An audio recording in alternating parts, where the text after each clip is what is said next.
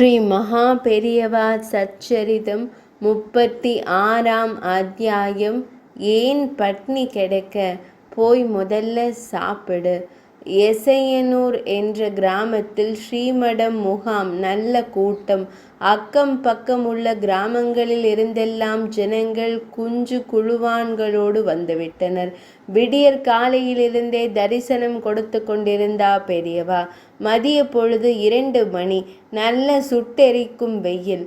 காலையில் அமர்ந்த இடத்தை விட்டு பெரியவா இம்மியும் அசையவில்லை.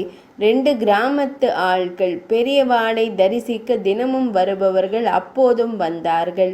அவர்கள் பெயர் சிப்பாய் வெங்கடேசன். 2 பேரும் நேரே பெரியவாளிடம் போய், இதப்பாரு, இப்ப மணி என்ன தெரியுமா? 12க்கு மேலே ஆயிடுச்சு. பொழுது விடிஞ்சதுலேருந்து ஒரு வாய் தண்ணி கூட குடிக்காம உட்கார்ந்திருக்கியே, ஏன் பட்னி கிடக்க? போய் முதல்ல சாப்பிடு. ஜெகத்குருவை ஏக வசனத்தில் ஆனால் பெற்றவளுடைய வாஞ்சையோடு கூறினார்கள். பக்கத்தில் நின்று கொண்டிருந்த பாரிஷதர்களுக்கு ஹிருதயமே நின்றுவிட்டது. முதலில் திகைத்தார்கள். அதன் பின்னர் ஒரே ஆத்திரம். எந்த மகானுடைய திருமுன் கோடீஸ்வரர்களும் அரசர்களும் மந்திரிகளும் அரசு அதிகாரிகளும் மற்ற மதஸ்தர்களும் ஆயிரக்கணக்கான பக்தர்களும் தலை குனிந்து வணங்கி நிற்கிறார்களோ, அந்த மகா பெரியவாளை ஆண்ணா ஆவண்ணா கூட தெரியாத 2 நாட்டுக்கட்டைகள் நீ வா போன்னு ஏக வசனம். கடவுளே, என்ன தைரியம்! ஒருவருக்கொருவர் கோபத்தில் முறைத்து கொண்டு மொத்தமாய் சிப்பாய் வெங்கடேசனை எரித்து விடுவது போல் பார்த்தார்கள். ஆனால் பெரியவா மெல்ல புன்னகைத்து கொண்டு பாரிஷதர்களிடம், நான் சந்நியாசம் வாங்கிக்கிறதற்கு முன்னாடி என்னோட அம்மா அப்பா ஆத்து பெரியவா தான் என்னை வா போம்பா.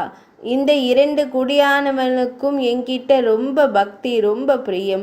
நான் இன்னும் சாப்பிடலேன்னு ரொம்ப கவலை. அதனால போய் சாப்பிடுன்னு பாசத்தோட உத்தரவு போடுறா.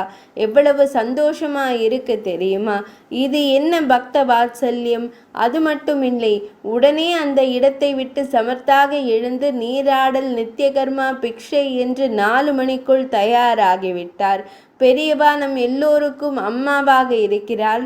ஆனால் பெரியவாளிடமே அம்மாவின் பாசத்தை உரிமையோடு கொட்டிய பாமர ஜனங்கள் பாக்கியசாலிகள். 36ஆம் அத்தியாயம் நிறைவடைந்தது.